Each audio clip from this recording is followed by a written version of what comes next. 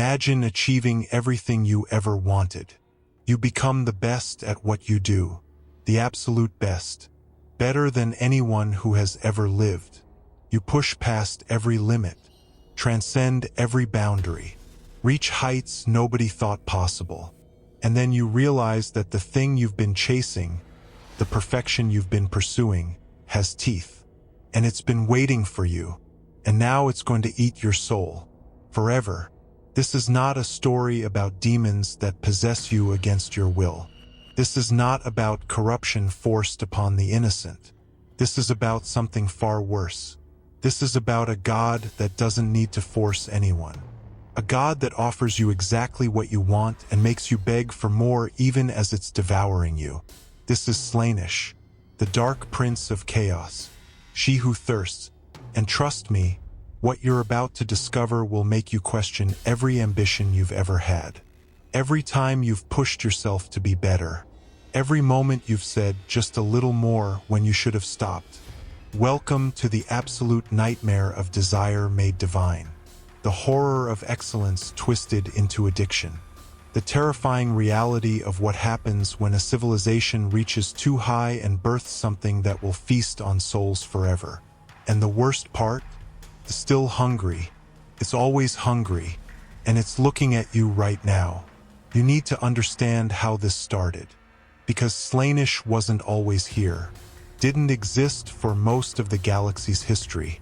This god was born, ripped screaming into reality by a species that couldn't tell the difference between perfection and obsession. The Eldari, the Eldar, space elves if you want to be reductive about it, but that doesn't capture what they were, what they achieved, what they destroyed. The Eldari ruled the galaxy for millions of years, not thousands, millions. They had technologies that made physics look optional. Weapons that killed you by unraveling your existence. Ships that traveled through dimensions between dimensions. They could reshape planets with their thoughts. Live for thousands of years like it was nothing. Look into the warp, that nightmare ocean of souls and madness that exists behind reality, and just shrug. They'd conquered death, beaten entropy, won the game of existence so completely that there were no challenges left. And that's when the problem started. See, the early Eldari knew struggle. They'd fought wars that nearly destroyed the galaxy, battled the Necrons and survived, pushed through hardship and came out stronger.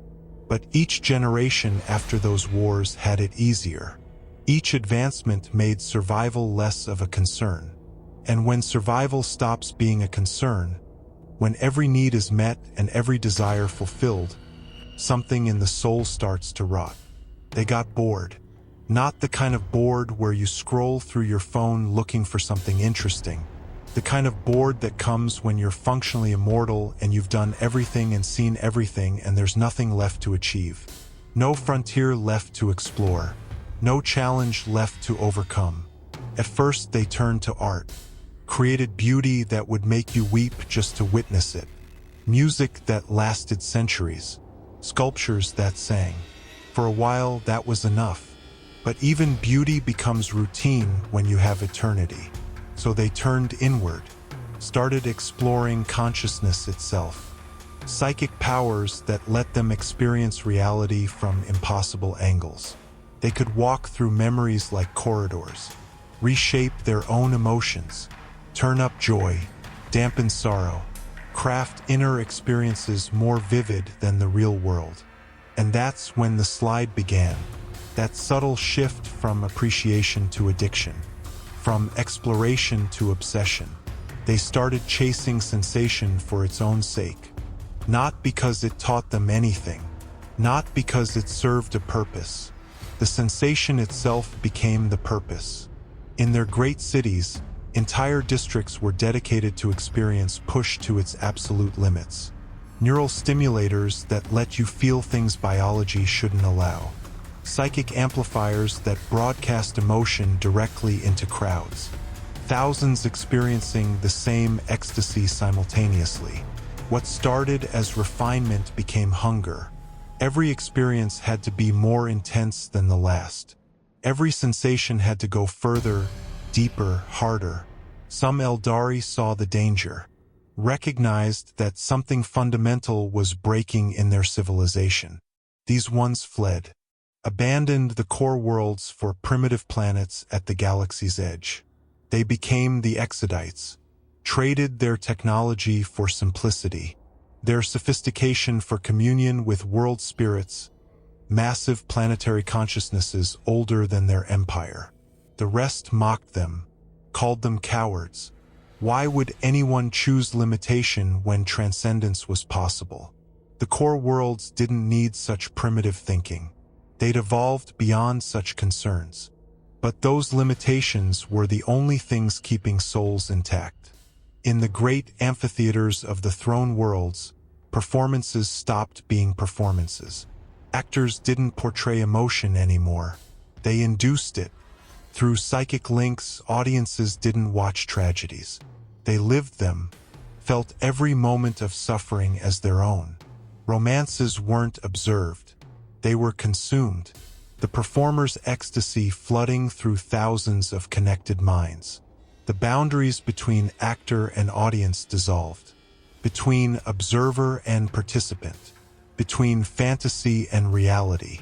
Some Eldari spent months locked in neural cradles experiencing compressed lifetimes of sensation in heartbeats. Cults emerged dedicated to refining pain into art, seeking the perfect agony the way a sculptor seeks the perfect curve. Pleasure districts filled with Eldari who wandered like ghosts, minds so fractured they couldn't tell memory from reality. And in that space beyond space, in the warp where emotion becomes substance and thought becomes reality, something began to stir. The warp isn't empty, never has been. It's a reflection of the material universe. Every feeling, every thought creates ripples. For most species, these ripples are tiny. Humans make small splashes. Orcs make crude waves. But the Eldari, every thought they had burned like a star in the warp. Every emotion crashed like a tsunami. And now, after millions of years of escalating excess, those waves were converging into something new, something vast, something hungry. A shadow formed in the deep warp, shapeless at first, but growing, fed by every moment of Eldari indulgence. Every boundary shattered, every obsession pursued beyond reason. They were pouring psychic energy into the warp with every sensation they chased. Not intentionally, not consciously, but inevitably, and the warp was responding, learning, growing. The seers saw it first. Those Eldari gifted with foresight who could look through time's veil. They started having visions that left them screaming. Dreams of something vast and hungry wearing their own faces, whispering in voices that sounded like their own. They saw cities consumed not by fire but by rapture. Souls unraveling into strands where pleasure and pain became the same thing. They tried to warn everyone. Nobody listened. Why would they? Seers had always been dramatic, always predicting doom. Yet the Empire endured. The pleasures continued. Life went on. The warnings were dismissed as paranoia from Eldari who couldn't handle the intensity of true experience. The cults grew bolder. What had been hidden now spilled into the streets. Processions of devotees with bodies modified into living art, minds completely lost to sensation. Entire cities became theaters where morality was extinct and restraint was myth. Rival factions competed not for territory but for the perfection of experience itself. The aristocracy that once guided with wisdom now presided over courts where policy was performance art. Laws were rewritten daily, then forgotten. Governance became theater. Entire councils convened just to experience the sensation of power, then dissolved when novelty faded. On some worlds, order collapsed entirely. The Eldari celebrated it, danced through burning streets laughing, convinced they'd transcended the tyranny of structure. They couldn't see they'd become slaves to sensation, prisoners of their own freedom. In the webway, those ancient tunnels between dimensions, travelers reported impossible things. Sections that had been stable for millions of years now flickered. Walls wept colors that shouldn't exist. Whispers echoed through corridors silent since before humans evolved. Some travelers arrived changed. Eyes too bright, smiles too wide, laughter too sharp. The webway had always been a sanctuary from the warp's chaos. But now the barriers were thinning. The shadow was pressing against reality, seeking birth. Still the Eldari didn't stop. Couldn't stop. The addiction had gone beyond individual choice. It was cultural, existential. To deny sensation was to deny what they'd become. And they had no memory of what they'd been before. Artistic movements celebrated destruction as the ultimate creation. Entire populations volunteered to be disassembled, bodies and minds rendered into components for living sculptures that screamed in harmonies. Temples were built to concepts without names. The old gods watched. Kain, the war god, Isha, goddess of healing. They'd walked with the Eldari once, loved and revered. Now their voices drowned beneath the roar of excess. Some say they tried to intervene. Others claim they'd already foreseen the end and withdrawn, powerless to stop what their children had set in motion. Only Segarak, the laughing god, seemed to understand the true horror approaching. The final years were a descent painted in colors that hurt to perceive. Worlds that had stood for millions of years crumbled from internal collapse. Psychic storms raged, bleeding into real space. Entire star systems reported mass hallucinations. Populations gripped by compulsions they couldn't explain. The seers stopped warning. They just wept. Those Eldari who still had sanity fled to the edges, seeking refuge among the Exodites or aboard the craft worlds. Massive vessels transforming from merchant ships into arks for the desperate. On one world, an entire population woke, having forgotten what they were. They wandered their cities like sleepwalkers, performing rituals they couldn't name. When rescue came, they found only silence. The population hadn't died. They'd simply stopped. Bodies still moving, but minds hollowed out. On another world, the sky began to bleed. Not metaphorically. The atmosphere took on the consistency of liquid, raining down in viscous streams that dissolved everything.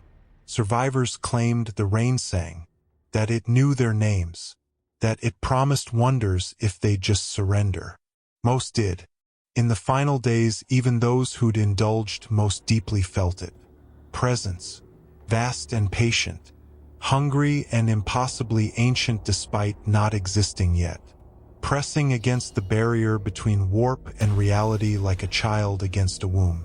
Eager to be born, some Eldari tried to run. Boarded ships, dove into the webway seeking the galaxy's farthest reaches. Some succeeded, most didn't. The webway was no longer safe. Entire passages collapsed. Others opened onto impossible vistas where physics was suggestion and sanity was illusion. The craft worlds fled. Millions crammed aboard vessels designed for thousands. Entire clans abandoning wealth accumulated over millennia. They didn't fully understand what they were fleeing, just knew that staying meant annihilation. In the final hours, the Eldari who remained experienced something that broke the concept of experience itself.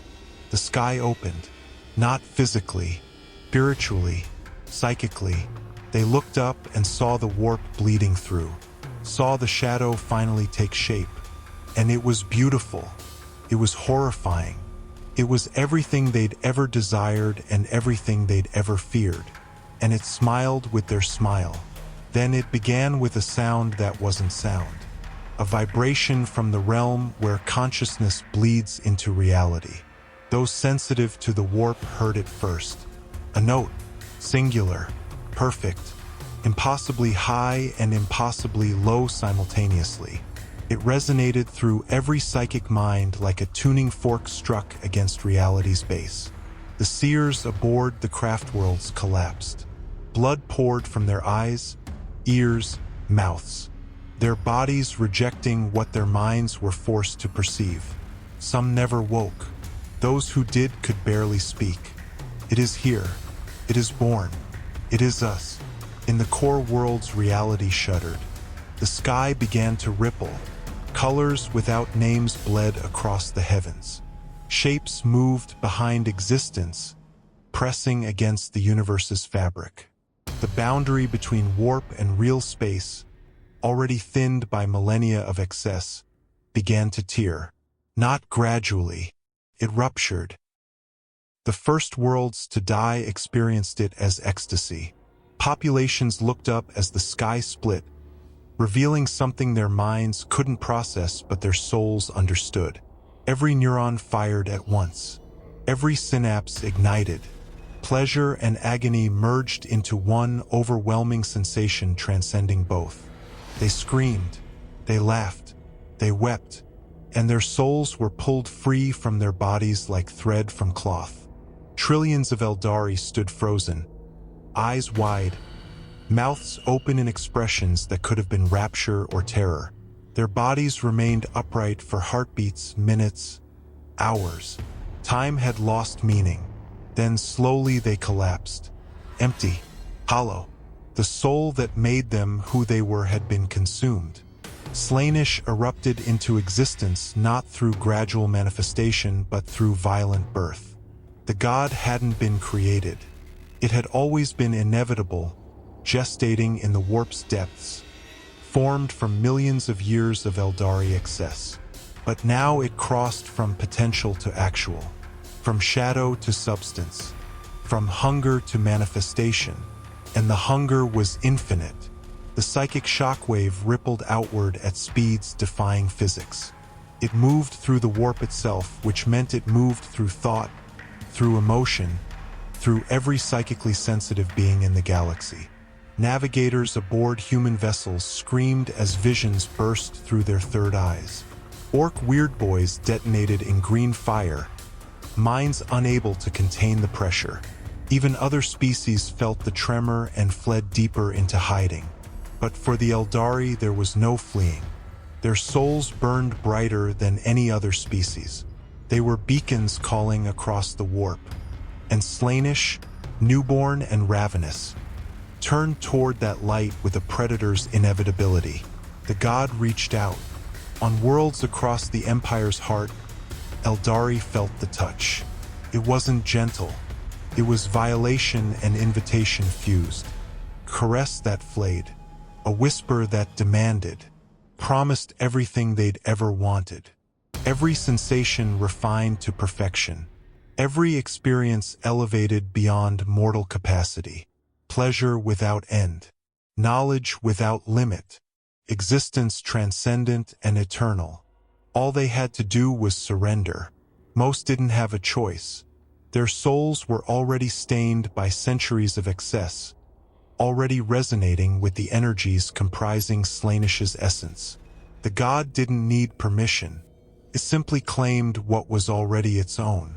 They were pulled screaming into the warp, drawn toward the newborn deity like iron to a magnet. Their consciousness shredded and absorbed into the growing maelstrom of divine hunger. But some resisted. Those whose souls through discipline or luck or stubborn will remain tethered to their flesh. They experienced the fall not as annihilation but as prolonged torment. Felt Slaanesh pulling at them. Felt their souls beginning to unravel. Felt the god's presence in their minds like a lover's breath and a predator's teeth. The craft worlds fled, diving deep into the webway. Behind them the Empire burned. Not with fire, with annihilation. Entire star systems winked out, pulled wholesale into the warp as the barrier collapsed. Aboard the craft worlds, survivors huddled in terror. They could feel it even through the webway's isolation. The birth of she who thirsts. They felt every Eldari soul consumed like a phantom limb being severed. Felt the collective scream of their species being devoured. In the material realm, the eye of terror opened. Where the Eldari core worlds had stood, there was now only a wound, a massive rift in space-time, a region where warp and real space had merged so completely that neither existed independently. It wasn't a void.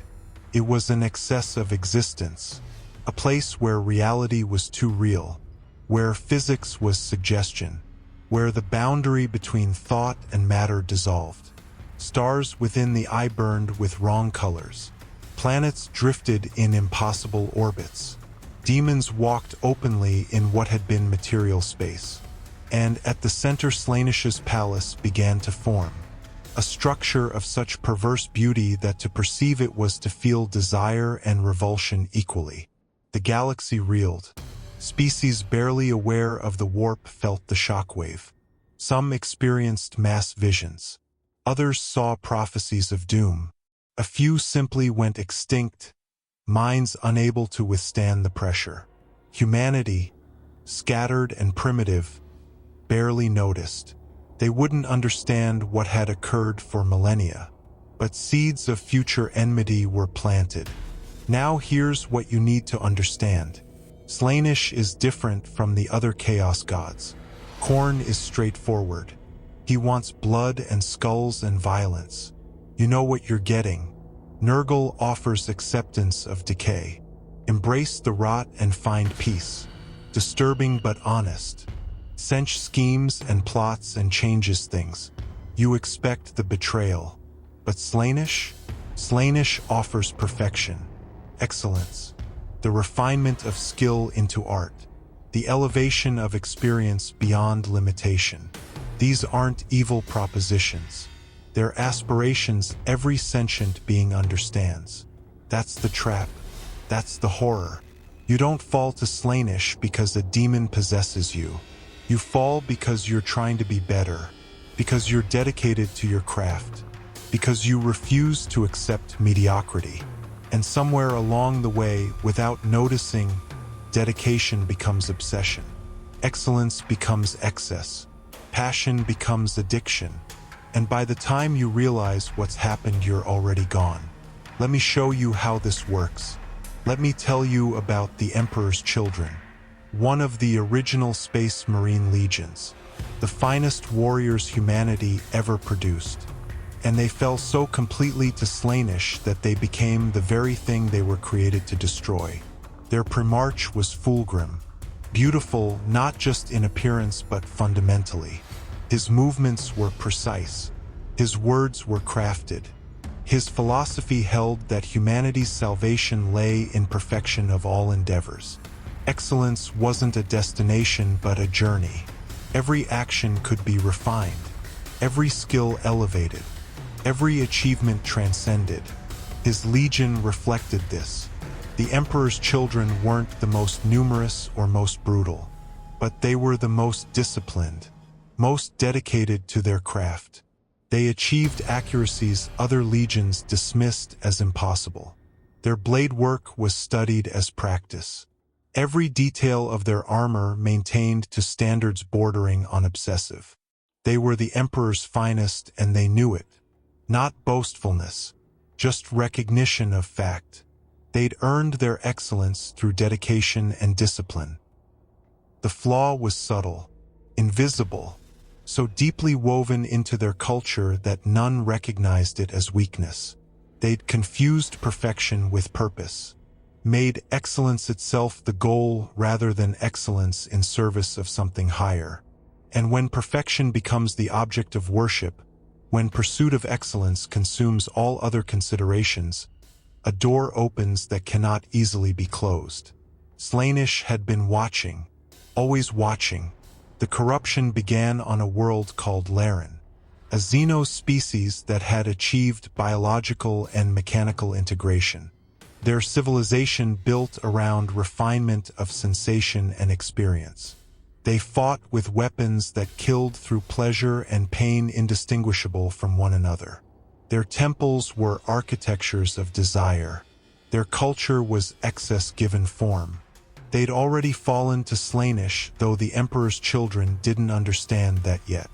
The campaign should have been straightforward, but it stretched on. The lair fought with unexpected ferocity, and the Emperor's children began to change. It started with appreciation. Lair artifacts were examined with professional interest. The weapons were elegant, the temples beautiful in their alien way. Some Marines began keeping trophies, small pieces demonstrating particular excellence. Not greed, appreciation for quality, for mastery, for the refinement the lair had achieved. Fulgrim claimed a sword from a lair temple. The blade was exquisite, its edge maintaining sharpness through methods Imperial tech priests couldn't decipher. Its balance perfect.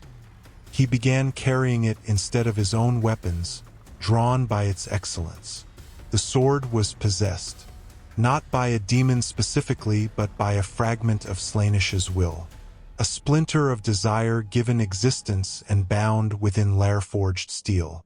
It whispered to Fulgrim in frequencies below hearing, showed him visions in spaces between thoughts, promised that perfection was achievable, that excellence could be transcended, that he'd only scratched the surface of what was possible.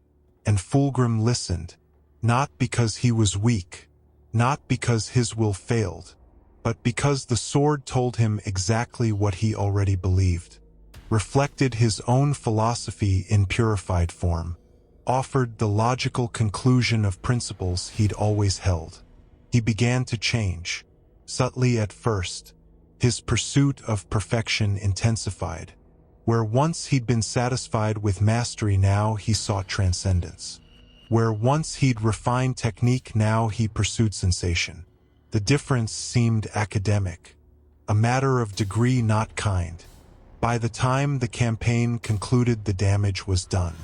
The Emperor's children had defeated the Xenos, but victory tasted hollow. They'd seen something in lair culture that resonated. An approach to existence that elevated experience above function. They touched artifacts promising transcendence. And they had a Primarch who increasingly defined success not by battles won, but by perfection of the act itself. When the Horus heresy came, when half the legions turned against the Emperor's children followed. Not out of loyalty to Horus, but because Fulgrim convinced them the Imperium's rigid orthodoxy was antithetical to perfection. The Emperor had created them to be warriors, but they'd transcended that purpose. They'd become artists, and artists couldn't be bound by limitations of lesser minds. The logic was seductive. They'd always believed themselves superior. Now they were told their superiority demanded freedom. That true excellence couldn't flourish within Imperial doctrine. They began experimenting, not with tactics or weapons, but with sensation itself.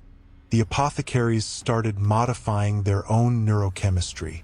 Enhanced pain receptors, theorizing greater sensitivity would lead to greater awareness.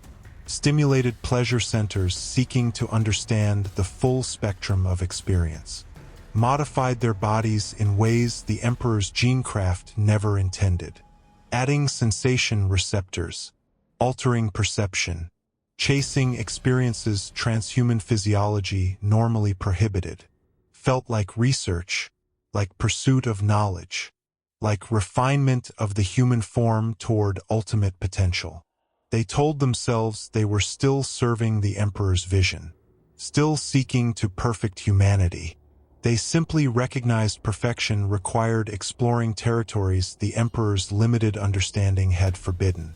They were already damned. They simply hadn't realized it yet. The full descent occurred during the Dropsite massacre. Loyalist legions came to bring traitors to justice and were betrayed by forces they believed were allies. The Emperor's children participated in the slaughter, but their method of war had changed. They no longer sought efficient kills or tactical advantage. They sought the perfect death, the ideal moment of combat, the transcendent experience of violence refined into art. They painted their armor in garish colors, violating the proud purple and gold they'd once worn with such discipline. They adorned themselves with excess, trophies taken not for honor but for aesthetic impact. They began using weapons that prioritized sensation over lethality. Sonic devices that could shatter ceramite and liquefy organs while forcing victims to experience every microsecond of their destruction. The Noise Marines were born, Astartes who'd so thoroughly modified themselves in pursuit of sensation that normal human experience had become insufficient.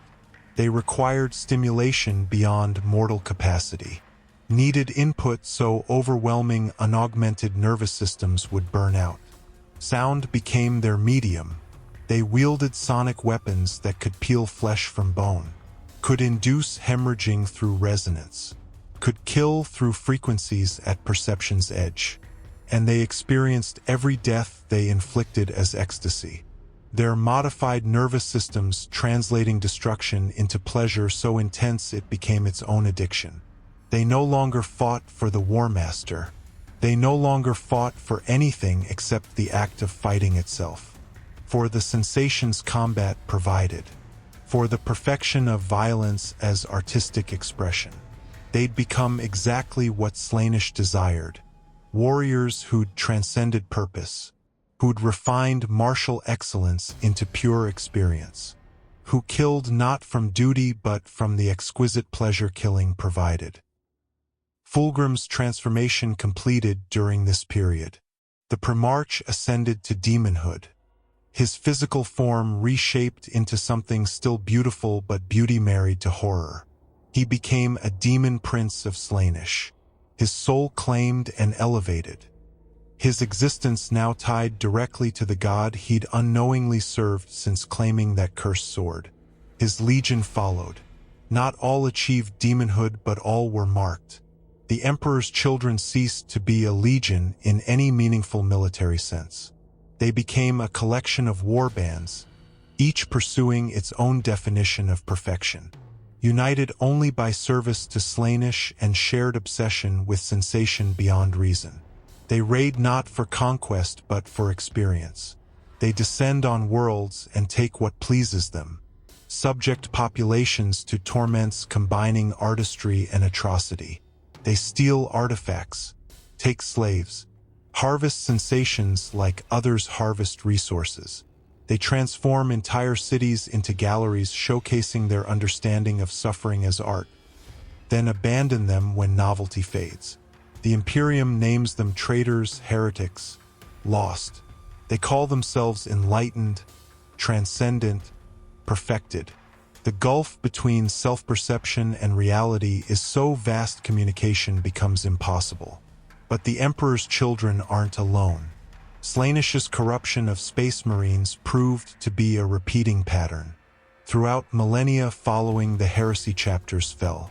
Not always dramatically, not always all at once, but regularly enough the Imperium learned to watch for signs, to recognize early stages of Slaaneshi corruption before it metastasized into full damnation. A chapter of Blood Angel's successors became obsessed with achieving the perfect death in combat, began taking unnecessary risks, seeking not victory but the most aesthetically satisfying method. They criticized each other's kills, refined techniques, transformed war into performance. By the time the Inquisition became aware, the entire chapter had crossed from martial excellence into decadent obsession. A White Scar's successor founded on speed and mobility began competing for faster attacks, modified bikes beyond safety limits, stimulated reflexes until reaction time approached precognition, pushed themselves to velocities that should have been unsurvivable. They chased the sensation of speed itself, the rush of velocity as its own reward, became addicted to momentum, to the feeling of reality blurring.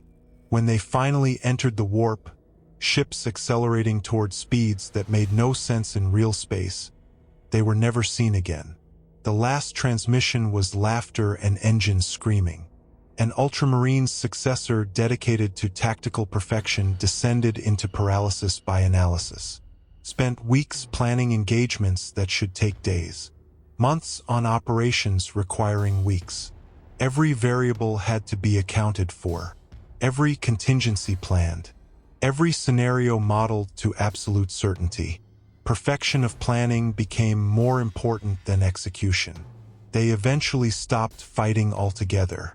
Their entire chapter consumed by pursuit of the theoretically perfect battle plan existing only as abstraction.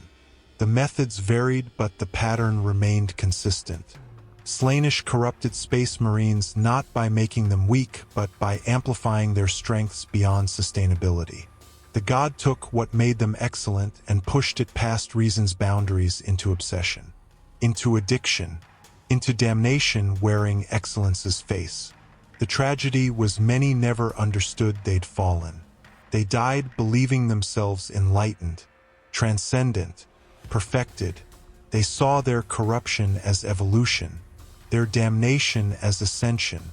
The Emperor's children genuinely believed they'd achieved what the Emperor intended, that they'd fulfilled their purpose and transcended it. The fact they'd betrayed everything they were created to protect, had become the very thing they were meant to destroy, simply didn't register. Now let me tell you what makes this truly terrifying. What makes Slaanesh different from every other threat in 40K. You can fight orcs. They're straightforward enemies. Kill or be killed.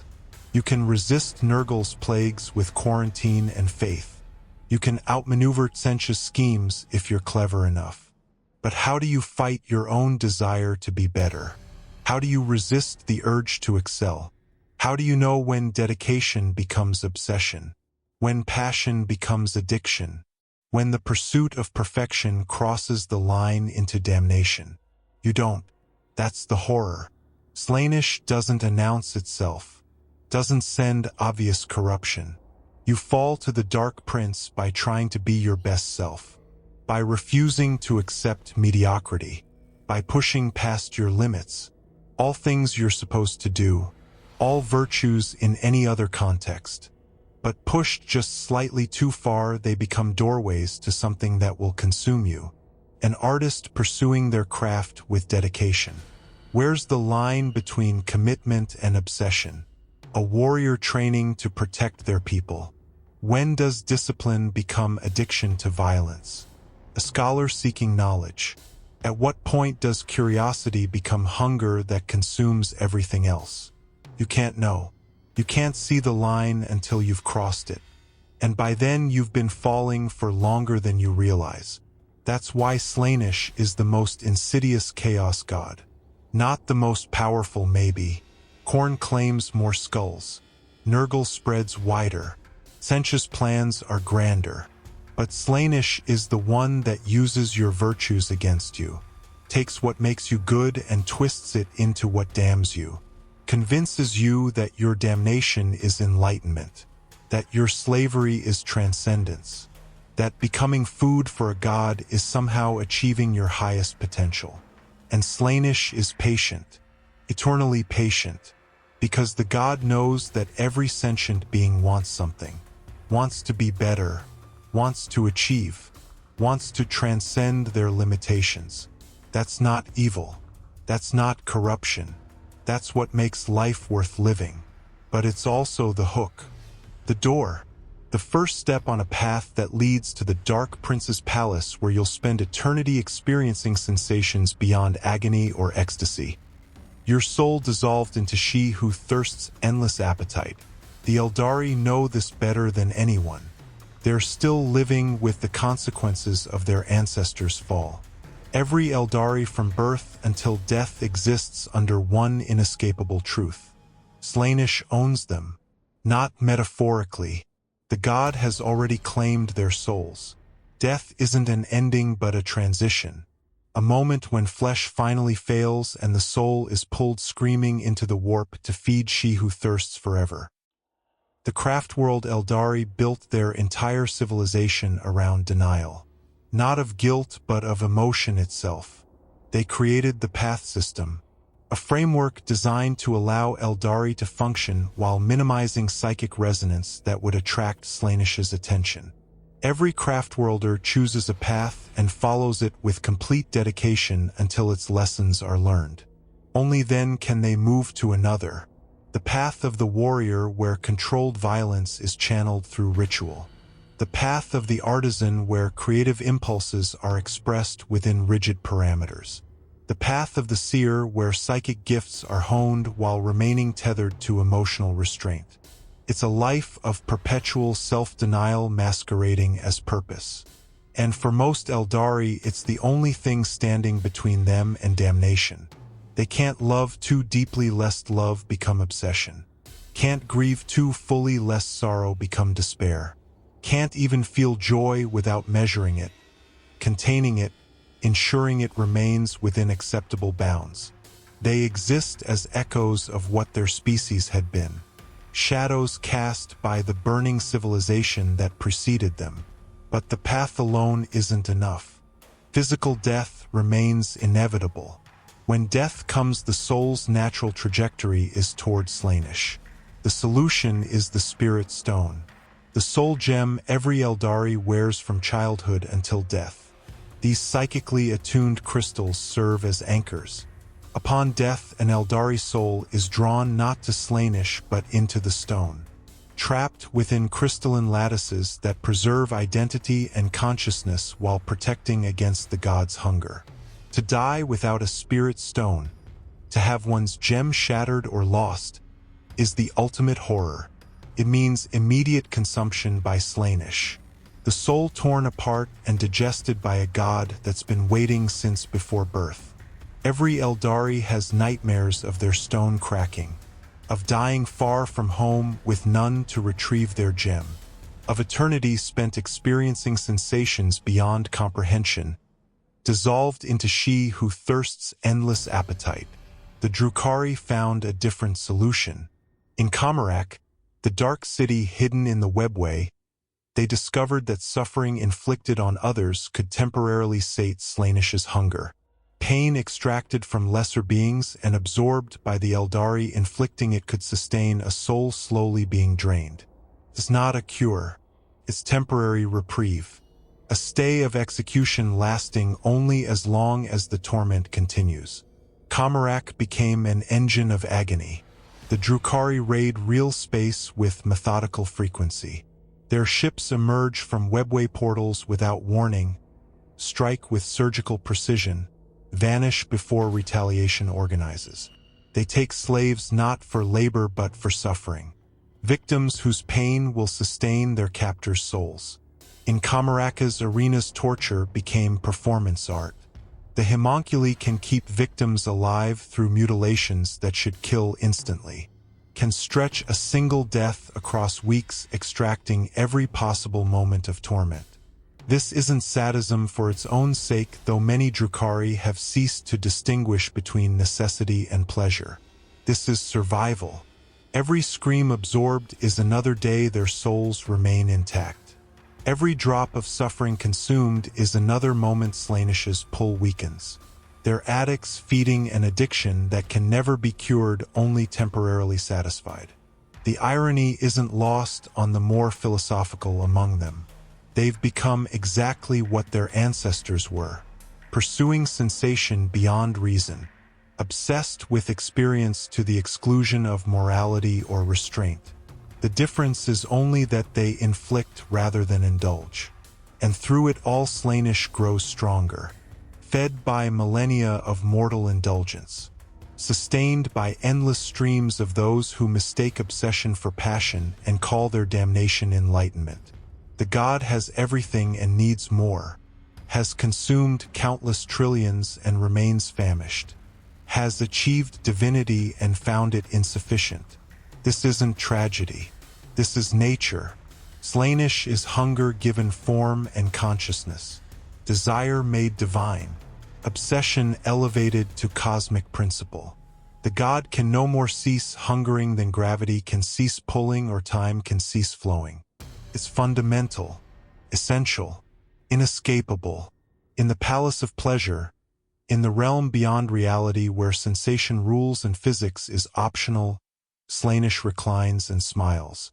The Eldari fight for their freedom. Humanity struggles against corruption. The Xenos believe they're immune. They're all wrong. All paths lead to the same destination eventually. All resistance is temporary. All victories are Pyrrhic.